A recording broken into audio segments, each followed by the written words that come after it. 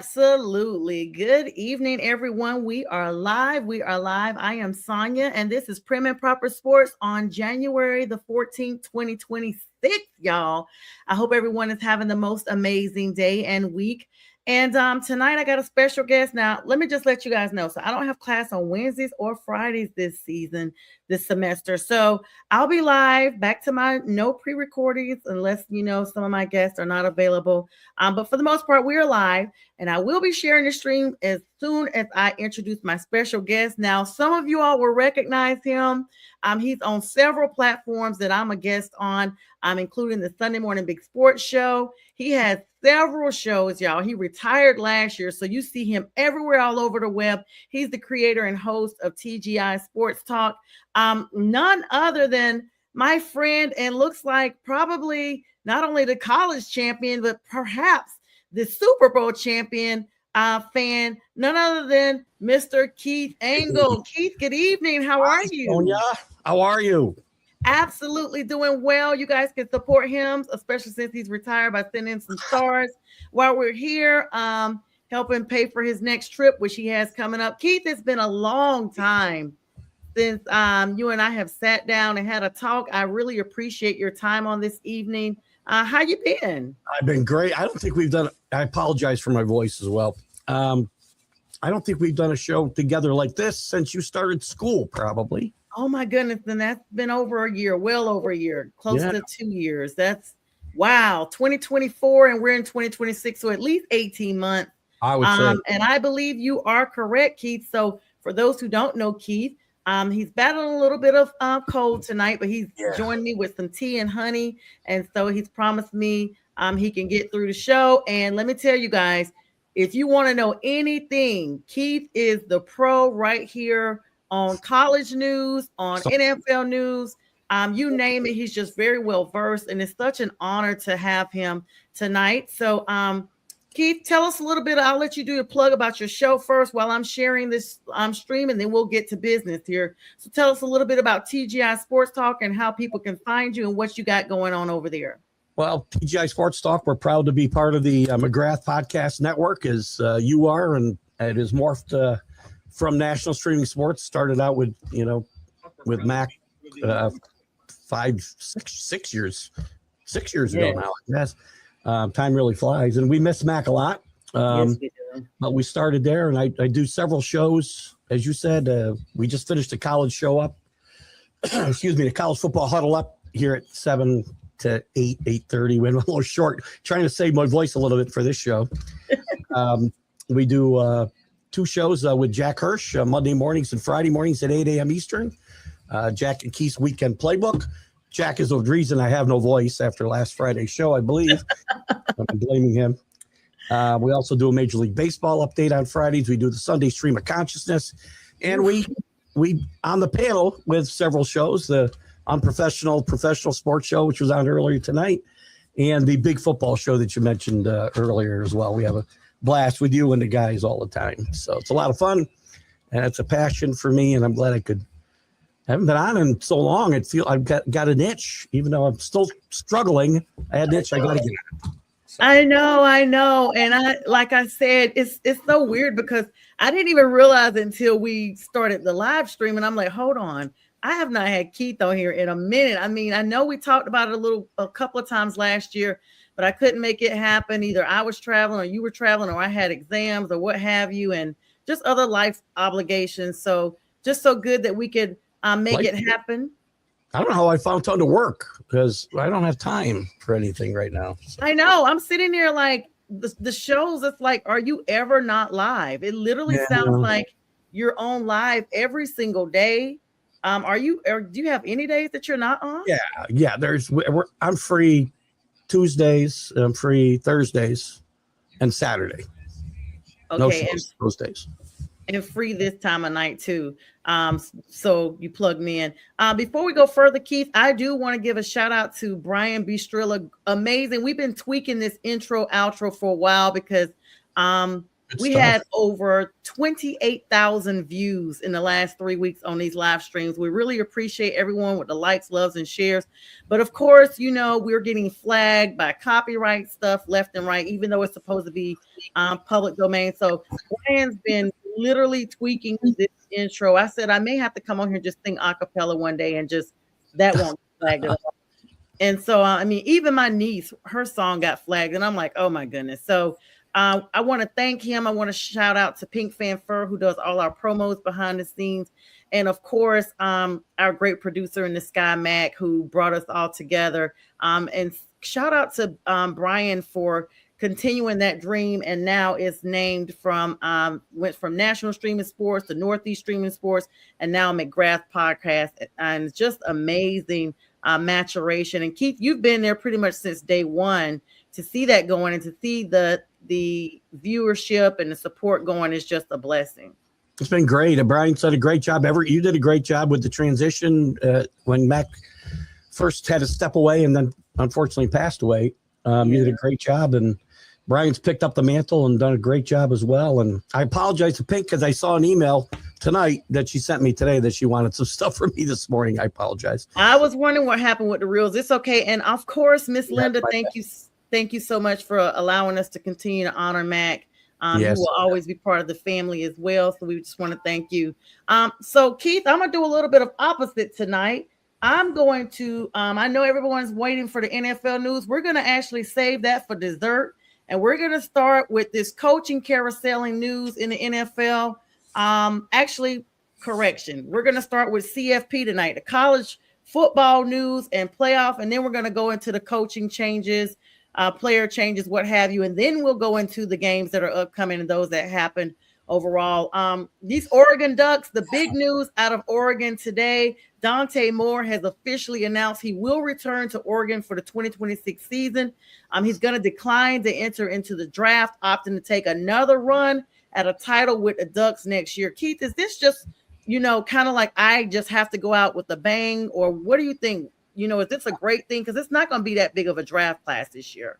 No, he guaranteed to be top 2 or 3 at least, and that's a lot of guaranteed money you're foregoing to go back and try to win a national championship. But he's also going to get some more seasoning. He's only a junior, so he hasn't played a lot of games. He's only played, I don't know, not even 30 games. I don't think he's played. Some of these guys are playing 60, 70 games when they come out here in the recent past. So I was shocked to hear the news, quite frankly. But I think for his own maturation, I think it's best for him. And I think this also has a lot to do with he doesn't want to, and his people don't want him to be a New York Jet. I think that's let's go figure. When you go to the top draft, it's between them and the Giants. I think the Giants may have them by 1 game, go figure. It's always the New York teams. Keith, they are both clawing it out, both New York teams. Buffalo, looking, they're AFC, but for these, Jets are AFC. I don't know. I guess, you think of Buffalo, they don't always say they're a New York team. They just say we're Buffalo, and they're kind of like, we're done with that part. They're New York's only team, really, when you think about it. So yes, play here. Yes, they're New Jersey. I be telling people that no one wants to. Yes, it's absolutely right. So, that's a good thing. And talking about the national championship, the number 1 Indiana Hoosiers, who's actually kept that rank 15-0 against your personal number 10 Miami Hurricanes. This game is going to go down on January 19th on Monday. It's in Hard Rock Stadium. It is. That's so weird that they got the home game and their record is not, they're ranked 10. Well, it's just a dumb luck, right? The games are scheduled out as far as where they're going to be played. It's not a huge home field advantage because Indiana travels really well. You saw their fan contingent at the Rose Bowl and at the Peach Bowl. Both were fabulous. And I never feel like Miami has a huge home field advantage anyway. They play 20 miles off campus. They get to stay home, no travel. So that's obviously a good thing. So you have a home field in that regard. But this is an interesting matchup. Miami has been pretty much irrelevant since the early 2000s, over 25 years. or close to 25 years, I should say. And if it wasn't for Indiana being the biggest story maybe ever in the history of college football, quite frankly, Literally. Miami would be a huge story getting back to the championship game this year. But Indiana is really, really good. They're well coached. They play well in all facets of the game, offense, defense, special teams. They don't turn the ball over. They don't make big mistakes and penalties. Miami, I said this earlier on the professional show. They have a path to victory, but you're not driving a tractor trailer down that path. You're driving like a Harley down that path because they can't make any mistakes. Right. No mistakes. They can't have 7 penalties like they had against Ole Miss. Carson Beck has got to take care of the football and make some good play. But this team's got to get to the quarterback and they got to run the football. It's so amazing seeing Carson Beck there. We're so used to seeing him with the Dogs. I mean, Keith, do you think he's the difference maker? Because when he first got there, a lot of fans just were not so sure. Well, because of his injury to his arm, we weren't sure what we were getting for $4 million. Right. You know, that's a big payday for a kid in college. Yes. With a bad arm.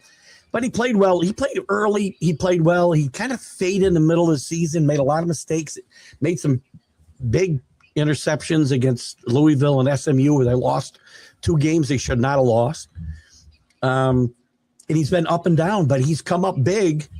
They didn't ask him to do a lot against Ohio State. He made a couple good throws, didn't lose the game for him. They ran the ball. The defense played well. That's probably going to be the same formula against Indiana. They've got to stay clean. They got to run the football. They got to play good defense. He didn't play, and the team didn't play that clean against Ole Miss, and they got away with it. Right. But they dominated everywhere but the scoreboard. They dominated that game. Time of possession was like 3-1.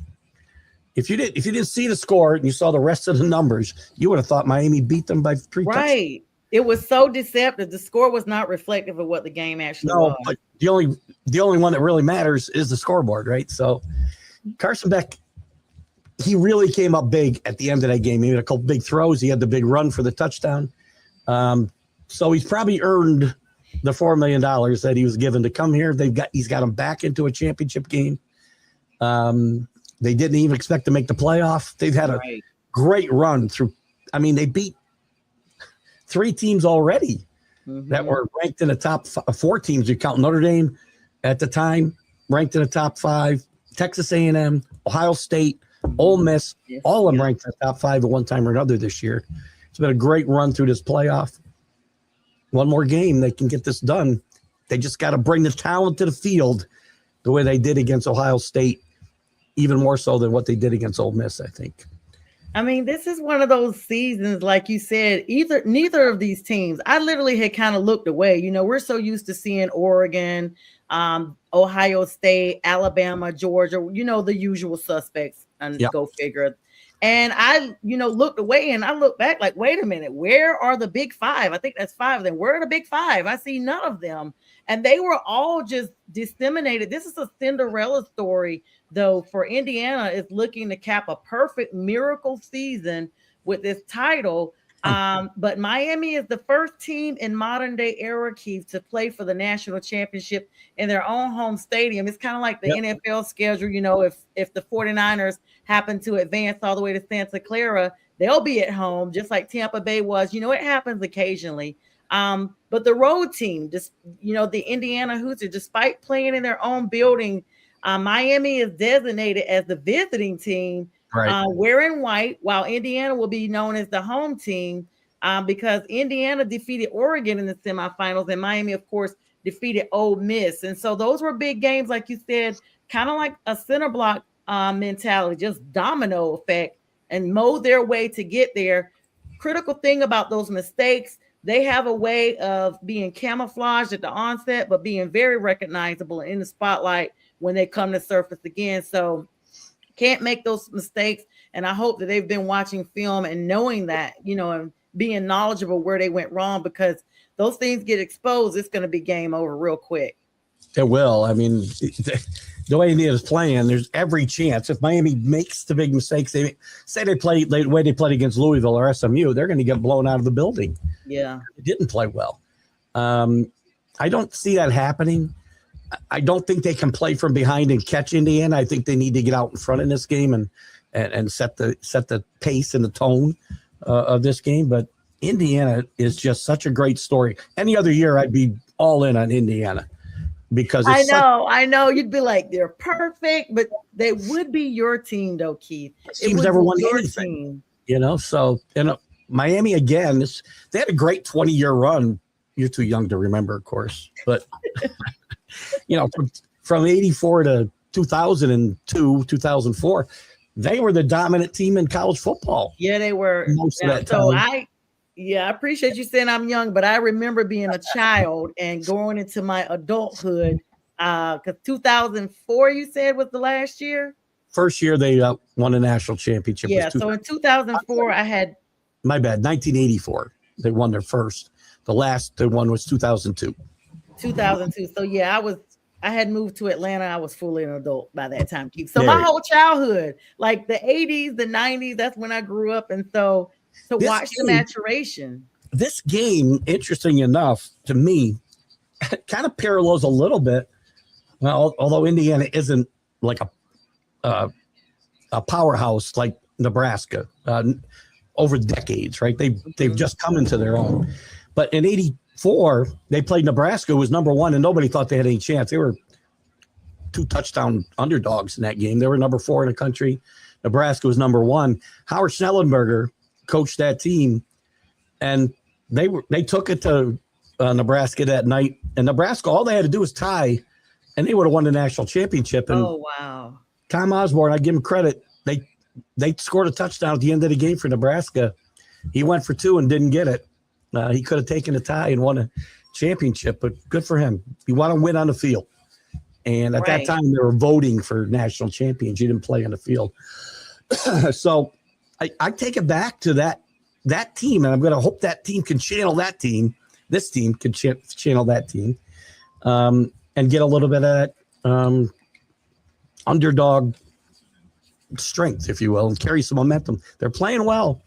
I mentioned Howard Schnellenberger, and I want to give him some props because when people think of Miami in that 20-year period where they were dominant, they think of Jimmy Johnson, they think of Dennis Erickson. Mm-hmm. Howard Schnellenberger got this whole thing started, and then he left for the USFL of all places. Wow. And then Jimmy Johnson came in here, and everybody knows what happened then.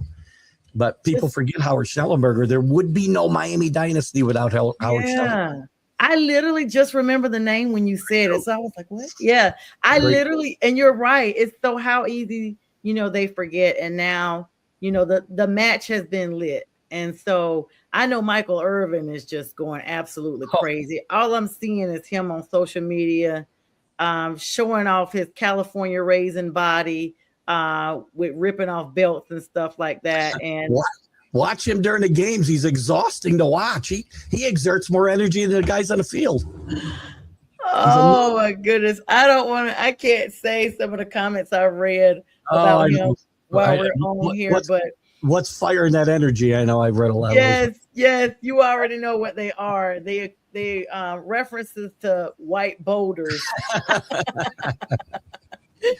All right, so it's all natural. That's all I get. Yes, all natural. So of course it's going to be an exciting game, and that's a big headliner. Keith, I know you will be happy, extremely happy, if Miami pulls this one off. But for those Indiana fans, this is a true Cinderella story, and just expect it to be a lot of emotion on both sides of the ball for both of those teams. One playing at home, even though they're the designated visitors, and one who's traveled well and who has a flawless record. I mean, that is absolutely stellar to say. It's going to be an exciting game. And I'm definitely looking forward to that game, January 19th. It's refreshing, as you said, right? I mean, we know who the SEC wants to be the big dogs. They haven't had a team in the national championship game in 3 years. Exactly. So, I wonder, Keith, this is something that kind of comes up. The restructuring of the SEC and all this that we saw a couple of seasons back. I think that this may have a play into that because you're moving other people around. You're having a little bit more competition early on. It's so easy to already be eliminated almost from week 2. It's so competitive right now. That's true. There's a lot of cannibalizing, within the league. People talk about the SEC being down and the Big Ten taking over, and some of that's true. Indiana has obviously added another layer of greatness to the Big Ten, right? You still got Ohio State, you still got Penn State had a bad year, but they're still one of the better programs in the country. Mm-hmm. But the SEC, they beat themselves up. It's deeper than the Big Ten. I think the Big Ten at the top is much better than the SEC as we speak. Right. But deep, the SEC is still much deeper because, look at Vanderbilt, look at Missouri, look at some of these teams that didn't even come close to sniffing a playoff bid, but they're still some of the best teams in the country. And we have to look, we got a sneak preview when TSU made it all the way to the championship game a few seasons back. No one saw them coming. Of course, they got absolutely obliterated in the final, but hey, they got there. And it was just showdown. TCU and Cincinnati, I think the year before that, but they got beat in a semifinal. They got beat up bad, but it's good to see. Look, there's all talk about expansion and all this other stuff. I don't want to see expansion and then guarantee the SEC and the Big Ten 4 or 5 bids. Right. If they earn them, fine. But if you do that, then you're setting yourself up for some bad teams getting into playoff. Or I shouldn't say bad teams, mediocre teams. Less than. The 4th best team in the SEC could be a really, really good team. Mm-hmm. It may not every year be that way, though.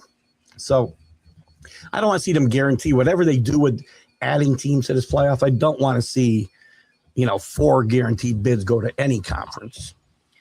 You think some of these ramifications with these big 5, we're going to be looking at any coaching changes, or is it too early to tell? I think you've seen the changes that you're going to see probably.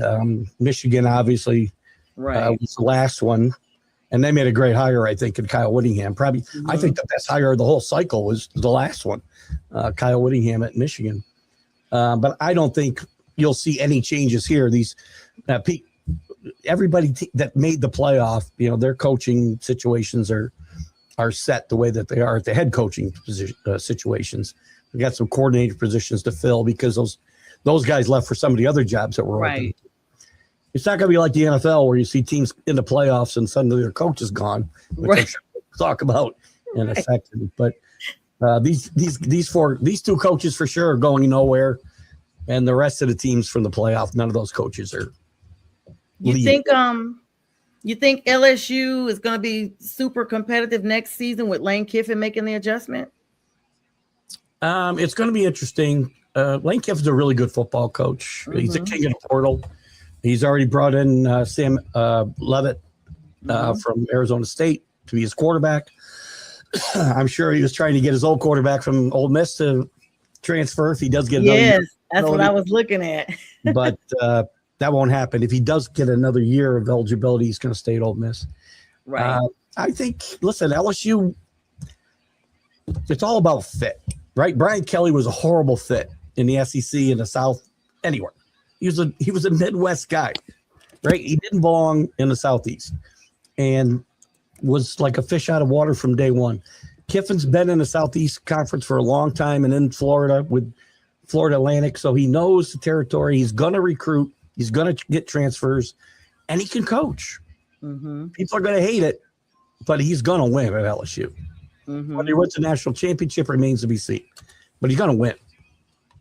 Yeah, everybody, we see you watching. Say hi. We're actually live. I know it's a shock.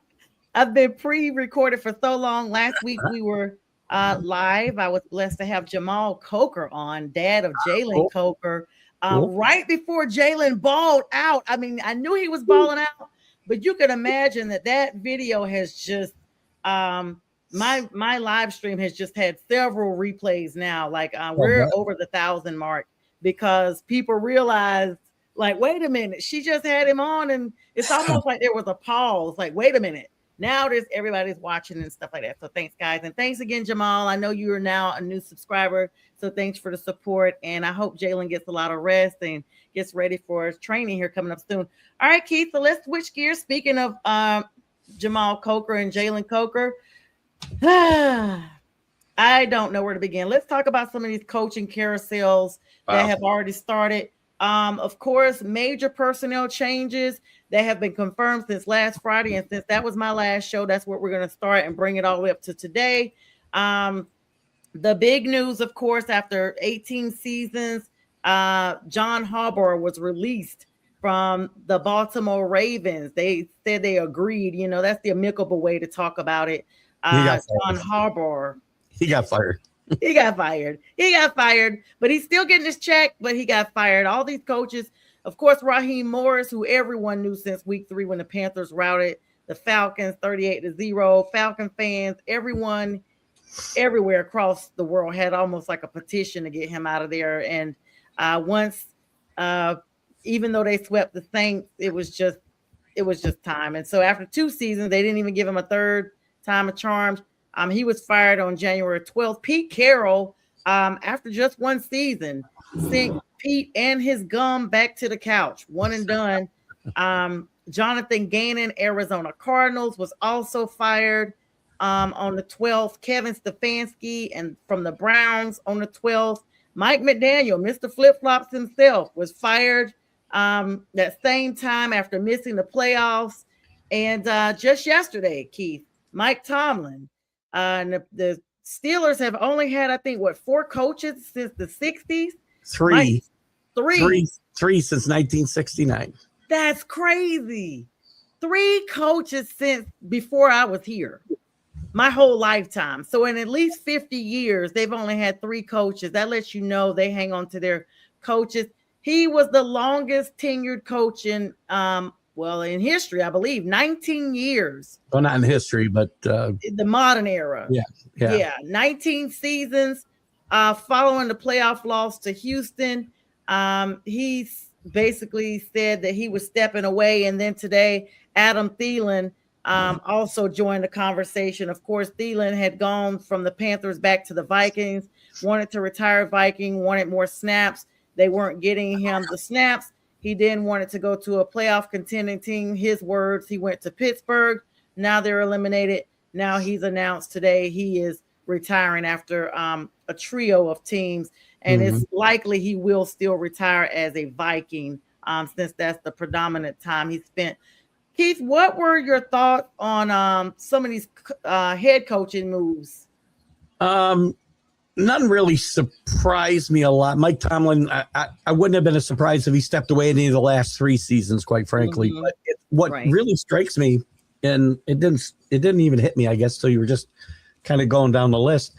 I don't remember a year ever that a coach with 18 years and a coach with 19 years left their jobs or were removed from their jobs in the same year.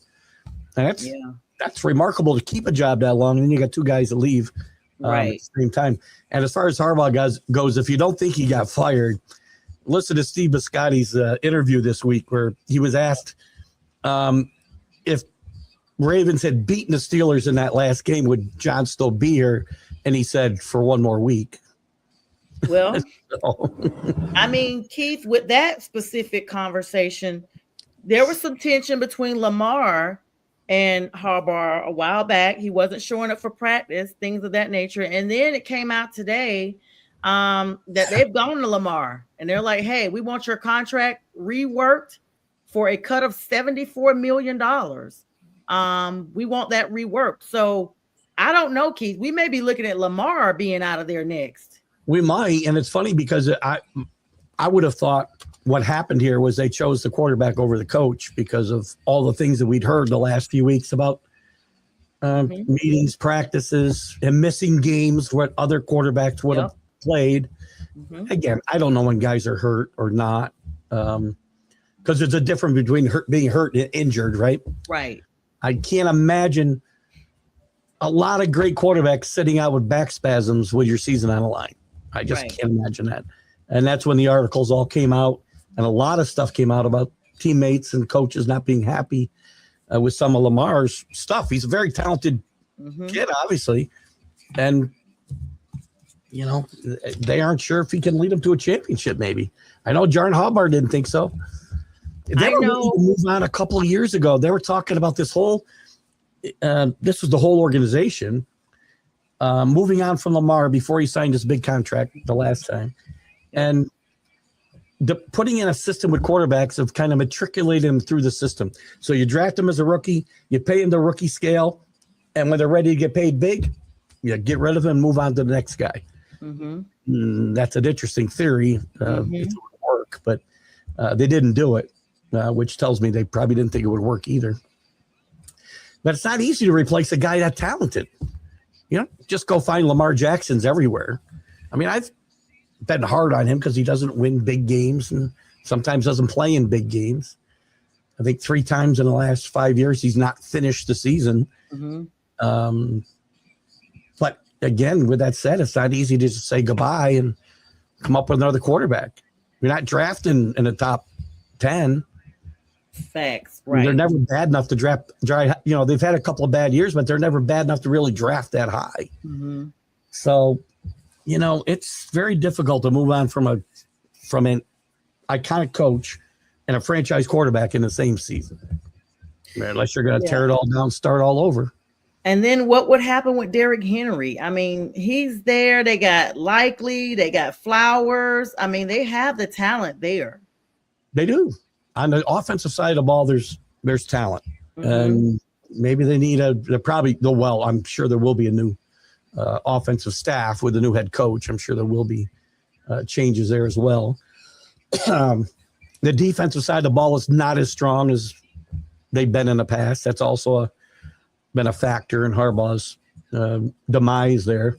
And listen, make no mistake, John Harbaugh's taken a lot of abuse in Baltimore, and I think in a lot of shows like this, and a lot of shows I've been on in the last couple of years, I think John Harbaugh's a great coach. I don't like the way he whines and cries on the sideline sometimes, but he's a great coach.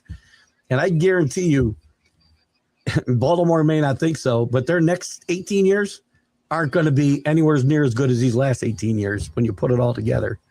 I think the next guy's got a tough job ahead of him. Yeah, that's rough. And like I said, if they're talking about now cutting that much money, that's not going to go over well. I almost feel like there's a behavioral issue with both sides, and it just was exposed. And Lamar, of course, we always see the quarterbacks have control. We've seen it with Aaron Rodgers when he was in Green Bay, got Mike McCarthy fired on his birthday. The day after Harbaugh was fired was Lamar Jackson's birthday. I was like, wow, the irony. But then, Aaron stayed on until he didn't. And then I just think some more things came to light, because for your owner to come to you and say, you know what, in the same week, Keith, we're cutting you $74 million. So we're going to rework your contract. But, they came out with this deal. We talked about it a couple of years ago on our big show, I believe it was, the contract, the way they were negotiating contracts and working around them, like the performance-based contract, Keith. Yeah. Where you had to take so many snaps and things of that nature. And if you didn't make those snaps, I mean, we've seen it, you didn't get that pay. Listen, it'll never fly because the unions won't go for them. But I think performance-based contracts are the way all sports should be heading, right? You get paid, but you earn it based on however you perform. Again, in the real world, I got based on how I performed, and the team that worked under me performed. I had a base, but the bulk of my money came from our performance. And I think sports, and I think you would have continued desire to continue to improve and get better and be good year after year. How many times we see guys play great in their contract year, get the big contract, and all of a sudden balls are getting dropped. I'm sitting out games. I'm taking plays off. I think we're all tired of seeing that. Not only that, they will fight for these big contracts and then get hurt, like Dak Prescott. You fought for this, held out or whatever, and then didn't even play. I mean, that's what really gets me, Keith, is when it's these players that hold out and it's not about the performance. It's that they get themselves hurt or some type of way they go down right away. Look at all the hype that was around Aaron Rodgers when he first went to New Jersey, the Jets. I mean, not even what, 2 snaps, 1 snap, the first possession of the ball. I was like, wait a minute, is this happening? They had, done the behind the scenes with the I can't think of the name of the show. Hard Against Knocks. all odds or whatever, Hard Knocks. Hard Yeah. Knocks, yeah. And just the hype was real, and it was just, it fills it out as quick as it started. Well, that's the problem with the way the money's growing, right? Especially with quarterbacks, wide receivers. I mean, I'm a guy who believes you're worth whatever somebody's willing to pay you. Mm-hmm. Whether you earn it is a different question. And with the contracts escalating the way that they are, I mean, performance-based contracts and incentives seem to be the only way to go to make it feasible to keep these guys and pay these guys and have them earn the money rather than just give it to them. Right. Yeah. I mean, but what do you say, like, when it's somebody like Fred Warner who underwent serious surgery, wants to come back? I guess in that case, you'd still pay them, but maybe like, a different, a prorated amount, because they are genuinely hurt. They went through surgery, et cetera. They're still traveling with the team, all of that stuff. You could still have a really, what would be life altering money for most people, right? As a base salary. And then the rest of the big money is paid for performance. And you can make that performance anything you want. Individual performance. You could tie the team performance into it, which really should come into play for quarterbacks, let's say, right? You want to give them credit for winning, and which is the most important thing you can do. That's the most important stat to me. Yes. How many wins you get, not touchdown passes. But the dub is the most important. These guys, if they got hurt, they wouldn't be on the food line somewhere. Right. That's true. So in addition to that, let's see, Tony Fontenette, the general manager for the Falcons, went out the door with Raheem Morris. There was some issues when they drafted Michael Penix Jr. There was an issue with management, with ownership. Arthur Blank did not want Michael Penix Jr. He didn't make no secret about that. And Terry Fontenette and Raheem got together, and as a last-minute gesture, that's why no one knew about it. They even had to call Kirk Cousins up and say, hey, Kirk, we're going to go ahead and take a quarterback. No one knew this. And from that point, it was almost a riff. It was like, you have to make your money show up where you have basically written this check or else. And even if the Falcons would have had to make they would have had to even go further than the Panthers in the playoffs to basically right that wrong as far as Arthur Blank was concerned. So Michael Penix comes into the draft, of course, has had several surgeries on every quadrant of his body in college, but the last couple of seasons he was healthy. And once I saw that, Keith, I was like, they drafted the bionic man. Like, I don't know how this kid's going to hold up, but maybe the Falcons can sit him and let him learn, the Packer way. That's how they did Favre and Rodgers and, even Jordan Love now. But they didn't. They benched Kirk as soon as they weren't happy with what was going on. And we saw it. Michael Penix didn't last the full season. So, they cleaned house. This is the risk you run. There's a couple of things at play here. The Michael Penix thing, I said that night, draft night, I don't get it. You just signed a quarterback in his mid-30s for $160 million, but you go in the first round, you give him no help. Yep. You got a team that's got talent. Yes. They've got talent. Go fix the defense. Get him a weapon. Do something. But you draft a quarterback at 7? What was it, 7 or 6? 7. And then their main defensive person, Grady Jarrett, they sent him to Chicago. I mean, it made no sense at the time. Kirk Cousins last year, before he got hurt, was playing really good football, by the way. People don't think he was. Afterwards, he didn't. He got hurt, tried to play through it. That's when he really played bad, and he probably should have sat. But then the Michael Penix Jr. thing, he, as you said, we know his injury history in college. Got hurt at Indiana. Ironically, he started his career at Indiana before he went to Washington. But it was just not good management. And I think it's ironic, too, that Fontenot is gone a year later after hiring Raheem Morris, bypassing Bill Belichick because he was afraid Belichick would want too much power and he'd get forced out. Yes. And now he's out of a job anyway. Out of a job anyway. So you tell me you're better off the last 2 years with Bill Belichick or Raheem Morris? Exactly. I think Bill would have been great for the NFL for sure. A lot better than what he's been in Carolina at UNC Yeah, that Chapel was Hill. not a good fit. Not a good fit. But Guys, I'm sitting down with Keith Engle. You guys can support him. He's the host and creator of TGI Sports Talk. And we're talking now NFL news. Don't forget to send those stars to Keith so you can help him earn more money. And all you all that are watching, I don't know if it's just maybe it's an issue. I can't see comments, but I know people are watching because I can see them. And I see a little note up here talking about one of my streams is I see them. not public, so I can't see the comments. So if you're saying anything, we appreciate you.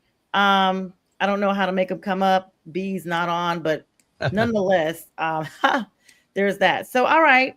We're gonna move here along, Keith. Pete Carroll, one and done. I mean, are we surprised? Was it only a 1-year contract when they signed him for the Raiders? And it's the Raiders. Go figure. He wasn't gonna work miracles down there.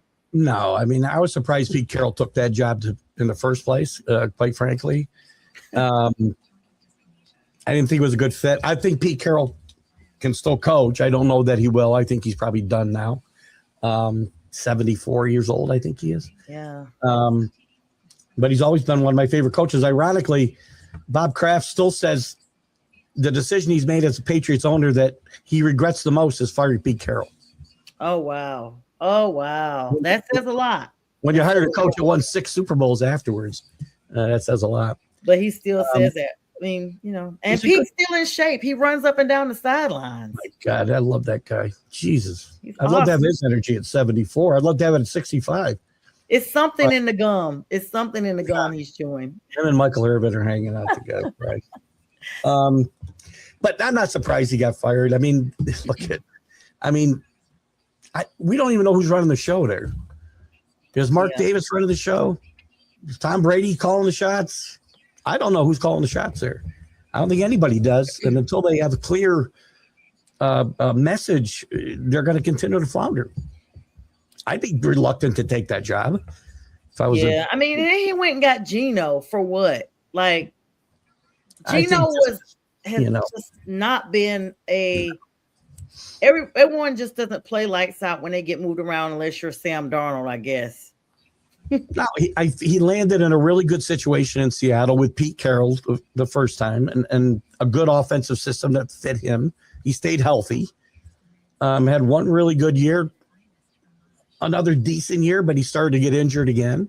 He was injured a lot this year, didn't play well when he was healthy.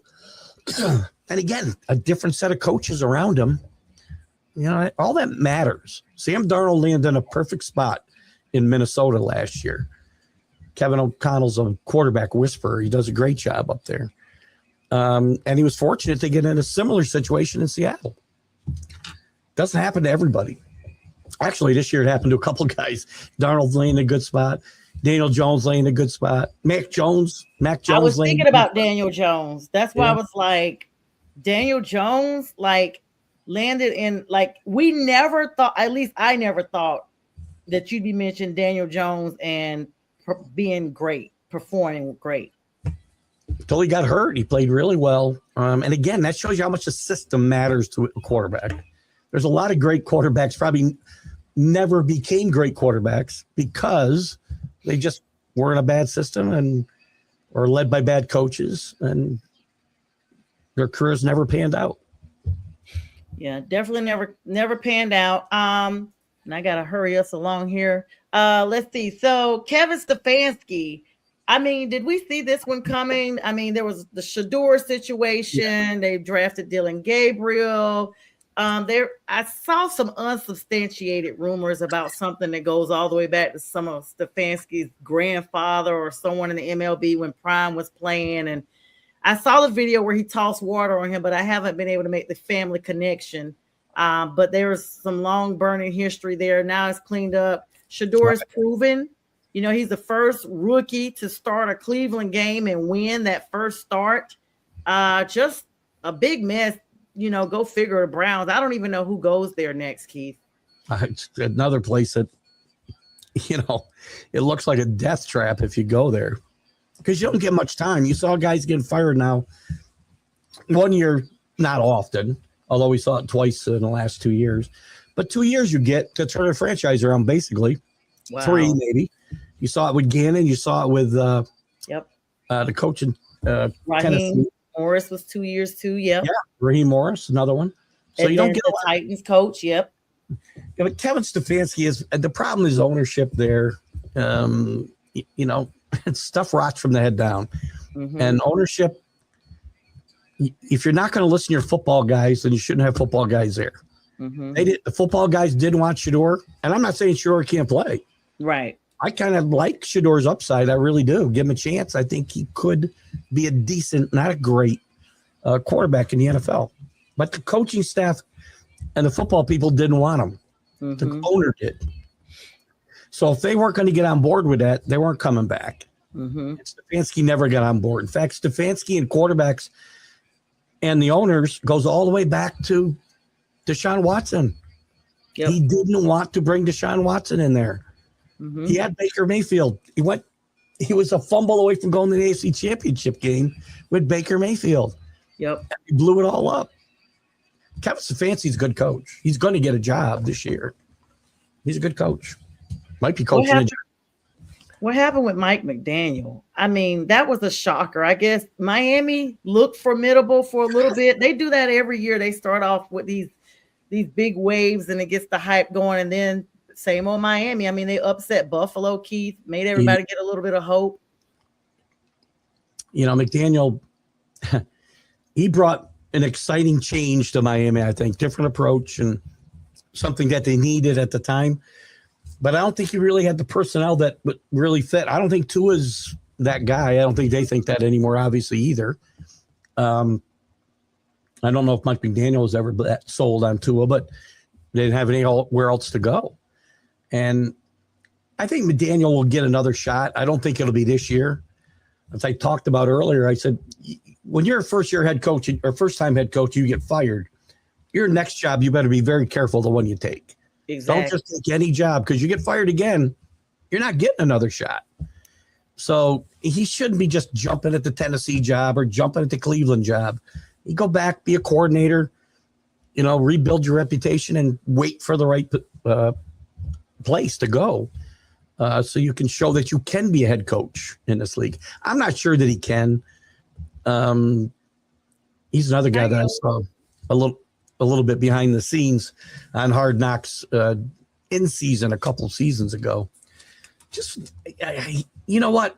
He's a smart guy. He's a brilliant guy, but he's just so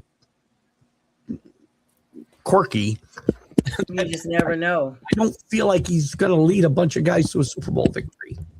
Doesn't feel that way. It doesn't feel that way. Hi, Yoli. Thanks so much for saying hello. Yoli, my condolences to your Packers. They are lying down at home right now. Looks like as soon as I got ready to send her the message back, then I froze up. Am I frozen, Keith? You are frozen, yeah. All right, now I'm not. Okay. I guess they had to wait for all the comments to go. Now I'm moving around again. There you go. So I know I can't make messages back. So anyway, yeah, Yoli, I'll make sure I send you this video of this funeral service for the Packers that I saw on social media. It's so funny. All right, yeah, Keith. So moving along here. All right. We talked about Mike Tomlin stepping down and how they, coaches there are tenured in Pittsburgh. Is he done, or is he just stepping down for a little bit? Yeah, I talked about this earlier too. My sense, and it's just a gut feeling, I think this is a Bill Cowher situation. He'll leave. He'll go to TV. You're going to hear rumors about him for the next 10 years. He's coming back, and he's never coming back. I think. Oh my gosh! I think Tomlin will be done. I think he'll step away. He said he's not going to coach next year, no matter what. And I feel like he's going to be a guy who gets away from that pressure cooker, like Bill Cowher did, and kind of like it. I mean, 20 years almost. That's a long time. I think he'll dabble. He'll throw a line out there now and again when jobs come open, and he'll get talked to and talked about. But I just feel like he's not going to come back. I have nothing to back that up other than my gut and what Bill Cowher did in almost the exact situation, other than he was coming off a Super Bowl win when he retired. It feels a lot like that to me. I think we might have seen the last of him. And I think I don't know that he's ever gotten his due as a coach. I think he's a really good coach. I know some Pittsburgh people who do this type of thing that we're doing here don't think so. I don't know what they're watching because, again, 19 years, never had a losing season. He won a Super Bowl. I know he hasn't had great success in the playoffs the last 10 years or so. Right. But he had a lot of good seasons, and they were always in the hunt. Always. What's up, Jay? Thanks for joining us. Yeah, but see, that's the thing, though, Keith. I put a reel up, and a lot of Pittsburgh fans were commenting on it, saying it's a great day in Pittsburgh and things like that. And it's just like, it's the what have you done for me lately, or what have you won for me lately, I should say. Instead of done, what have you won? Society as a whole, we all want everything. We have instant gratification. So if we don't have it in the last 15 minutes, we forgot we ever had it. I mean, but 10 years for Pittsburgh, who has 6 rings already, is a long time to go. Old school Pittsburgh fans who remember those 6 championships are probably can't even tell their kids under 20 years old, can't tell them anything about it. And so, well, right at 20-year mark. So you tell them that, and then having a non-losing season only to get eliminated every time in the wild card, in my opinion, is just like, I'm just going to say, I'd be happy that my team won the division. They advanced to the wild card, but they're right back home the next week. It's just delaying the inevitable. Well, you did something that, the rest of the league didn't do. You made the playoffs, and he did it consistently. I know he didn't win in the playoffs as much as people would like recently, but he went to a lot of AFC championship games and won a Super Bowl the first half of his tenure there. Yeah, he did. He's going to be a Hall of Fame inductee without a doubt. Definitely outstanding. And if he wanted a job, he'd have one tomorrow. But he's definitely outstanding. Gonna be missed. I'm really hoping that we haven't seen the last of him, because it's like the end of an era. I mean, you feel the same way about Harbaugh, but he's gonna go somewhere. It's just gonna look odd wherever he goes. It's gonna look different. But I mean, you almost can't even say, at least I can't even say Steelers without thinking about Mike Tomlin automatically. I think it's a good thing that regardless of what I just said about his tenure, and I think it's better than what people probably think it is, it's probably time for a change and a new voice, both for the organization and for the fans. Because, the fan base, you shouldn't listen to your fan base probably because they don't know what the hell they're talking about most of the time. But you have to, because they're the people, they're the paying customers, right? So the money, the revenue. You can't just ignore them. They're buying. It's not just tickets, it's wearables, it's everything.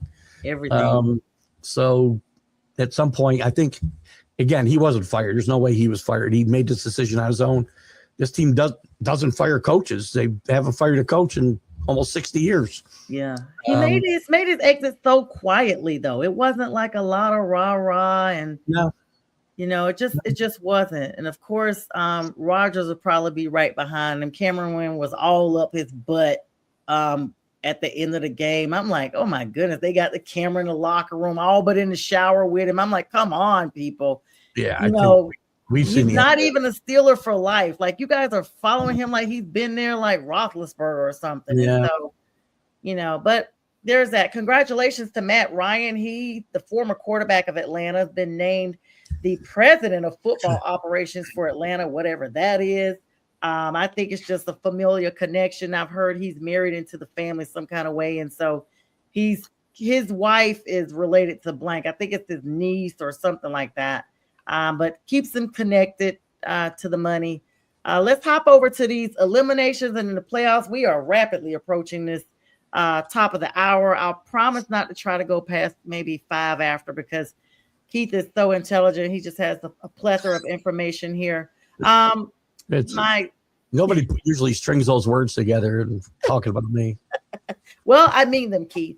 Wild card weekend was nothing but wild. Every single game on Saturday and Sunday decided by one freaking score. One score, not only one score, but 4 points. So not even a full touchdown.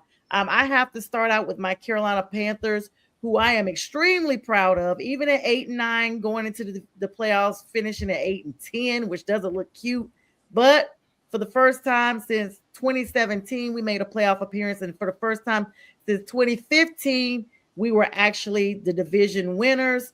And on top of that, over 72,000 tickets sold for the bank. The bank looked like it did and had not looked for many years.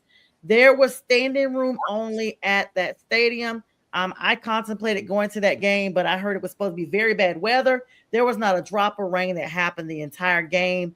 Some people said they were looking for the rain, so it would be advantageous to keep the air game out of the air with Matt Stafford, because he likes to do a pass game, and they felt like if you keep it on the ground, it would be advantageous to the Panthers. But none of that happened, and both those teams played. Panthers were down significantly for a while, came back and rallied, and I was hopeful until J.C. Horn missed that last catch.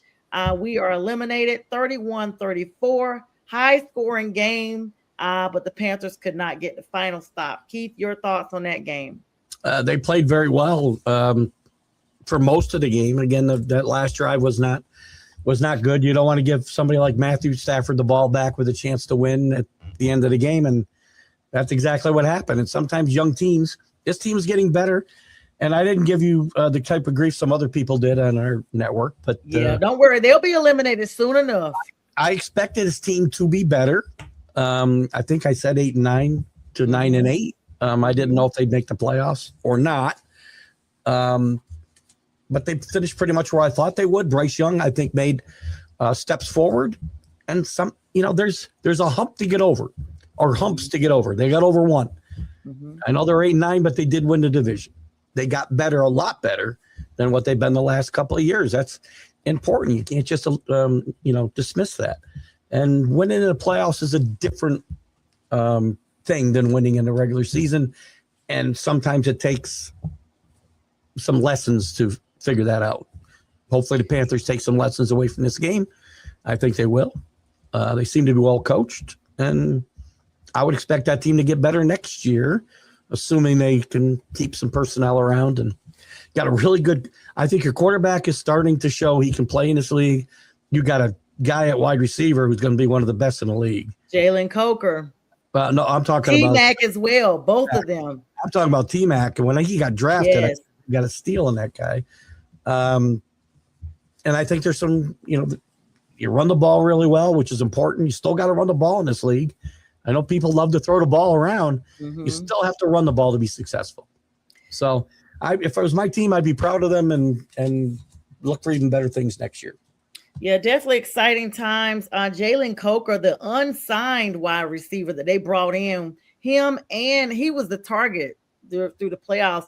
And it's ironic, Keith, the same score the Panthers had was the score the Rams had in the last time we met up with them. We beat them 31-28. This time we got to 31, and the Rams kept going. So the game wasn't over at our 31. This time we, came up short. Xavier Legette could not catch a cold. I mean, there's something off. Every catch, every target, that's when Coker stepped up. Rico Dowdle, we had a duo in the running back with him and Shuba Hubbard. Yep. Rico's unhappy. He has now unfollowed the Panthers, taking all his Panther stuff off his social media, saying that he wants to go somewhere where he can be basically the main target. We knew this would happen at some point, but But Bryce made sure that Rico got his touches. He just secured the $1 million bonus because he got his touches, and now he's wanted to go elsewhere. So I guess we just thank him for his service for what he did this far and just move forward. Yeah, this came up in one of the conversations we had, I think, on the Big Football Show one morning. We were talking about your running back duos, and they work well, but only in the moment because one of those two guys almost invariably is unhappy. Or both. Patriots are in kind of the same situation with two of their running backs. But we've seen it happen with the Eagles. We've seen it happen with the Lions, where they've had these great tandems, and one of them goes because either they can't afford both of them, or somebody decides to go play somewhere because they want to be the man. Mm-hmm. So you got to strike while the iron's hot. You got those guys playing well. Yeah, Right. they lasted while it lasted great for a while. Let me etch on for it. Green Bay eliminated. The love was had run out. The Bears, are the Bears really serious? I mean, the Bears serve at home, knocking out their bitter division rivals. I think the Bears may be kind of serious here, Keith. I do too. I know there's some Brian's not listening. I know Brian isn't a believer in the Bears, but listen, this team's gotten better. And I talked about getting over the hump. Mm-hmm. They got over a hump last week. Mm-hmm. They came back. They won their first playoff game. Caleb Williams has gotten better and better and better as the season gone on. He still makes mistakes. It's only his second season, but he gets better. And this team is never going to think they're out of the game. Mm-hmm. I don't recommend they go get down by 20 some points against the Rams. Have to fight back, right? I think they got a legitimate chance to beat the Rams this week at home. I'm hoping they do too, Keith, and you know it. And just don't give Matthew Stafford the ball with a chance to win at the end. That's all. With a minute on the clock. Facts. Yeah. I think the Bears got a little bit legitimate chance to win this game. I do. Yeah, I do too. San Francisco pulled it out against the Eagles, another 4-point game. I'm not shocked about that. Even though the 49ers went in there beat up pretty much from their matchup with the Seahawks. I just hadn't been convinced with the Eagles this entire season. I just did not see the flight in them. Yeah, I wasn't convinced all year either. And I still picked them Saturday, whatever day they played, last weekend. Because I thought the 49ers were so banged up they couldn't possibly go to Philadelphia and win this game. But Philadelphia just has so little imagination on offense. I mean, think about what you watched in some of the game-winning drives. We saw several game-winning drives in this last weekend. And then look at what Philadelphia was doing. And they weren't fooling anybody. They're just running a basic offense. 3 wide receivers. Down the field they go. And that's why they're calling for firings. They're calling – Philly fans are calling for firings because they're like, if we saw that at home, Keith, the other team saw that. The Niners knew that. Everybody knew these plays. I mean, you look at the last play they ran. That's the best thing you can come up with your season on the line? Mm-hmm. Right. That could have been a play they ran in the first quarter of game 6 of the season. I mean, just no imagination. There will be changes there for sure.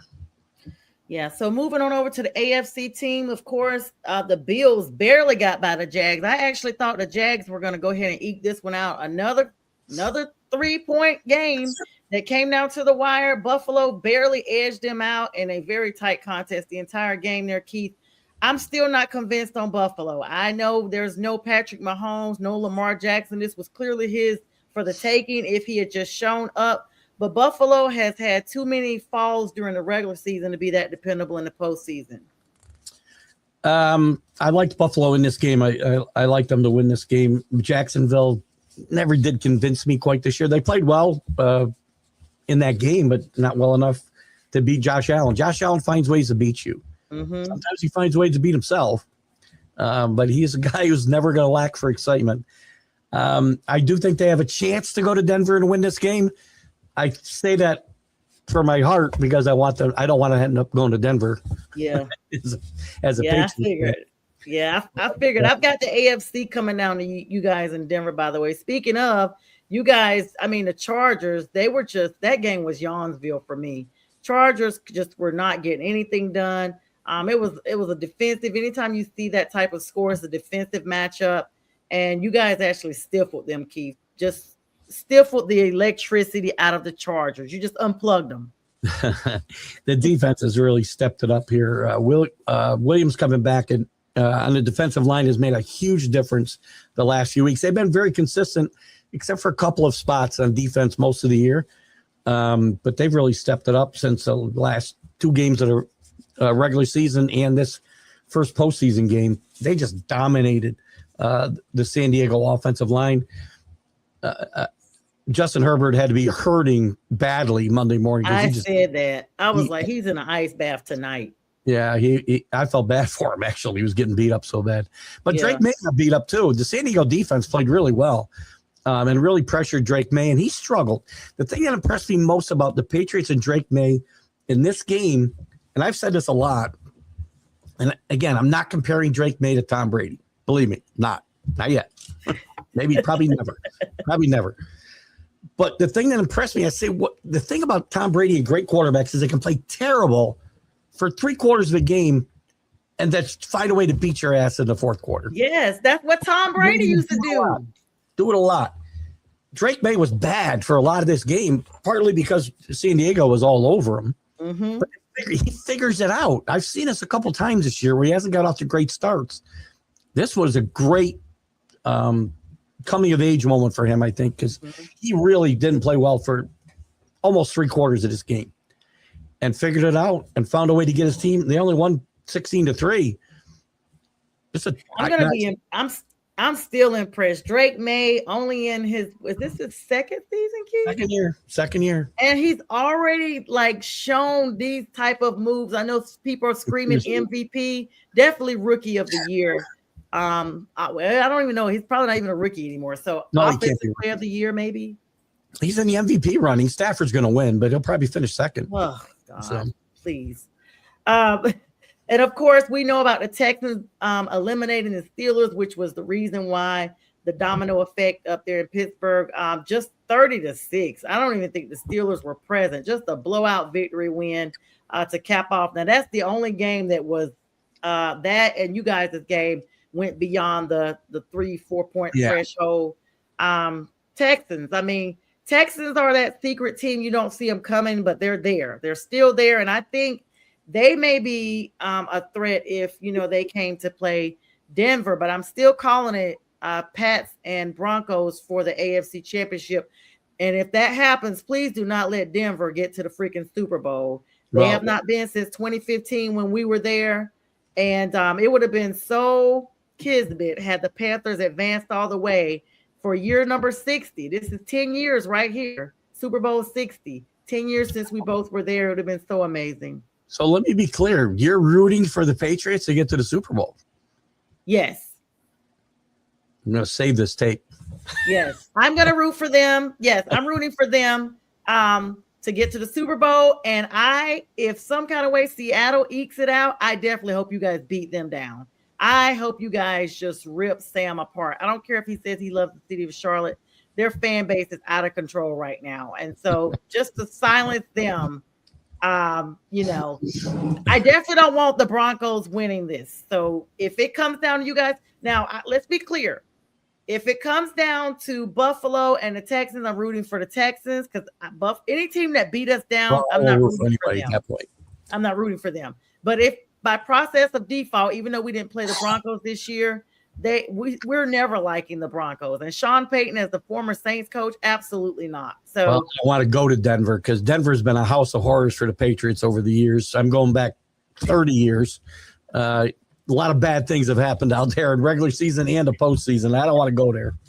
They don't call it Mile High for nothing, Keith.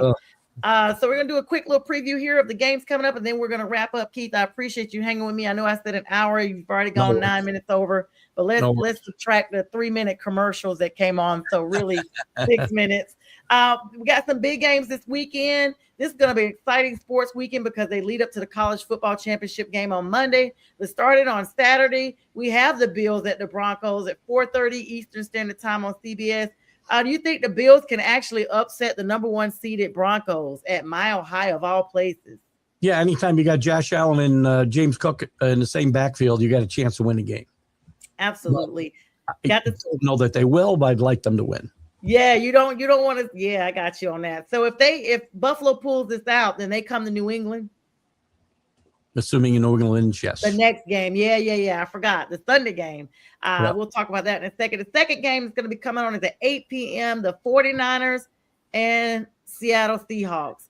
I just feel like this is one of these things, a lot of us had to play the same teams over. Seattle's already seen the 49ers before. They're seeing them again, close call, and they just beat them up so bad, Keith. I'm concerned. And this game is at Seattle. They're rested. They've been off a couple of weeks.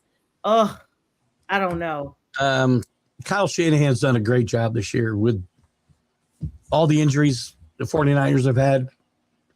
I think more. No Ayuk. They haven't even seen him. He's done. Yeah, Ayuk.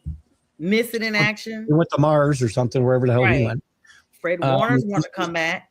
He's done a great job getting them to this point, but I can't get what I watched 2 weeks ago out of my head. Seattle dominated the 49ers, and I can't see any way they're going to go up there.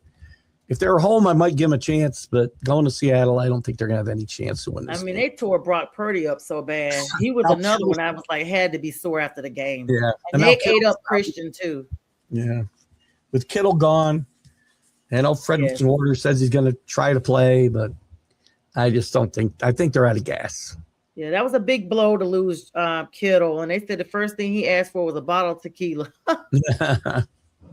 He knew it was over. He may as well toast to the season at that point. Sunday's game's kicking off at 3 o'clock, not 1 o'clock. So that gives you some time to get home from church and actually have dinner or whatever, a little light lunch. 3 p.m. This is on ESPN, ABC, the Texans and your Patriots. Keith, 2 top defensive minds. You guys are hosting as the number 2 seed. Texans defense scares the crap out of me. Drake May took a beating last week, turns the ball over a little bit when he gets pressured. He fumbled twice last week, lost one through an interception because of pressure. And the Texans rush the passer better than anybody in football. Unless they find a way to score twice on defense again, though, like they did against the Steelers, I don't think they're going to win this game. I think the Patriots defense will, I've heard comparisons to the Ravens in 2002, whatever it was, when they had a great defense, but they had Jamal Lewis run for, 2,200 yards. They don't have really any weapons for C.J. Stroud. Nico Collins might be out of this game. Christian Gonzalez may be out for the Patriots, which will be kind of an even swap, I guess, positions. But Patriots defense, I think, plays as well as they can. You're going to see a very similar game to what you saw against San Diego. It'll be ugly. And I think you're going to see some field goals, and whoever finds a way to score a touchdown might win this game. I'd see another 16-6, 16-3 final here. Patriots win. Oh, that's so rough, Keith. That's so rough. It will be hard. It's going to be hard, but you guys will be at home. That's a good thing for you guys. And then the last game, this is all called home field advantage because these are 4 hosts coming off of byes or strong home wins that are playing this weekend. The Rams at the Chicago Bears, 6:30 p.m. That's going to be on NBC. So I feel like it's going to be a dual television screen moment because I feel like your game may actually go over a little bit. It's going to be a cold weather matchup at Soldier Field. Rams do not play in that type of weather, but they do travel well. And as Chicagoans are actually, I think they're moving the field. Is it after this season? They're relocating to Evanston. They might have one more season. They might have season Soldier Field. Yeah. I know they're moving up to Evanston, where my grandmother's actually from. And so to the north of the city. And as someone who's gone to Soldier Field, I've talked about it. It's horrible to get into that stadium off Lakeshore Drive. And we saw the weather change while we were there. It was like warm. And I ended up quickly having to add sweatshirts and stuff that I had brought with me. But yeah, 6:30, Keith. Your thoughts on this game as we get ready to stick a bow on it? I think if Caleb Williams can not make mistakes and the Bears can play just respectable defense and get themselves out in front of the Rams and not give Matthew Stafford the ball with 2 minutes left and a chance to win the game, I think the Bears can win this game. I'm going to take the Bears to upset at home. Rams are a 4-point favorite, and head to the NFC Championship game. Yeah, I think Vegas learned their lesson by giving them a 10-point advantage over the Panthers, and so they came down a little bit for this 4-point. Be a little more realistic. I mean, but God forbid the Rams win and Seattle wins. The 2 teams in the same division. How odd is that? To be playing for the championship. It's probably the best division in football, so I'm not shocked if that happens. But I think the Rams haven't played that great the last month. They barely got by you guys last week.